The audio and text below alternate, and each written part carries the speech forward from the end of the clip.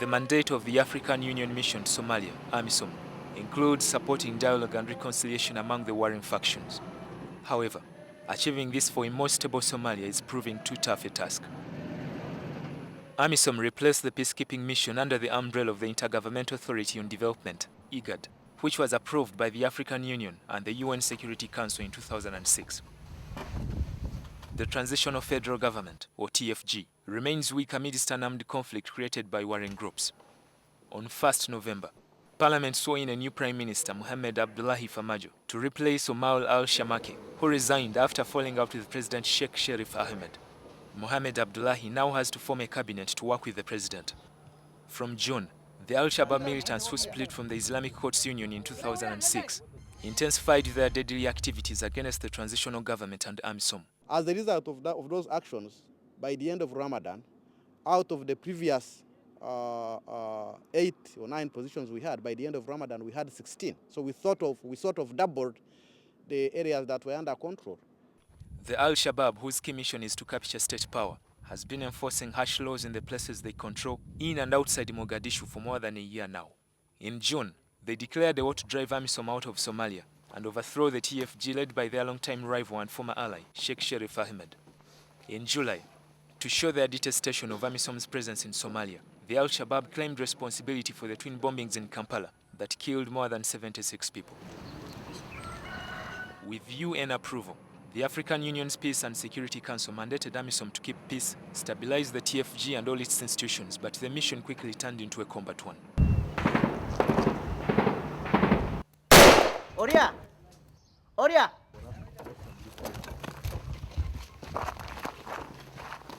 And the enemy was just here. So we were hiding here, there. He didn't know that we are there until when he attacked us. By the time he realized that we are there, our plan for capturing this place was on. Enemy fire is a lot in the background. Are you advancing right now? No, we are not, but we are still consolidating the position we have captured these days. We are still building a protection for our troops, and because it is on a front line, sometimes the enemy insurgents come to fire on our positions, and we have to reply by fire. Over the past few weeks, AMISOM has been capturing new places from the Al-Shabaab. Commanders here are saying that they are now in control of close to 50% of Mogadishu. The biggest challenge, however, is that there are few combatants on ground. Pacifying Somalia has not been easy for AMISOM since taking over from Ethiopia troops who withdrew in early 2007. The Ethiopians significantly weakened the Islamic Courts Union. Tension looms in many parts of Mogadishu, especially those that AMISOM has not captured from Al-Shabaab and Hizbul Islam, which holds a few places in southern Somalia. AMISOM is still fighting the militants in parts of Telebunka, Shakara, El Shindi, Bondere, Juba, Uruba, Shibis and Fishbare. The Al-Shabaab lost these places between June and October, even as they vowed to fight until the last man to regain them. Unconfirmed reports say this loss led to the immediate dismissal of Al-Shabaab leader Sheikh Muqta al-Zubairi, who was replaced by a Yemen national only identified as Kadhani. If we can get better equipment to patrol the waters, perhaps that will assist greatly in making sure the supply routes of the insurgents beyond where we are, like in Karan, can be blocked. The newly captured places gave AMISOM 50% of Mogadishu. As a result, Medina, Dakenli and Hawal Wadag districts are the safest in Mogadishu. However, this is still small for the transitional government to stabilize and control. No. Come. Since 2007, AMISOM has occupied the Harane base camp in Medina district near the famous Kilometer 4 area in Mogadishu, the airport, State House, the seaport, the former National University and a few of the surrounding villages. The front line occupied by Ugandan and Burundian troops is a place of action. AMISOM marksmen are always on the watch and ready to engage the Al-Shabaab.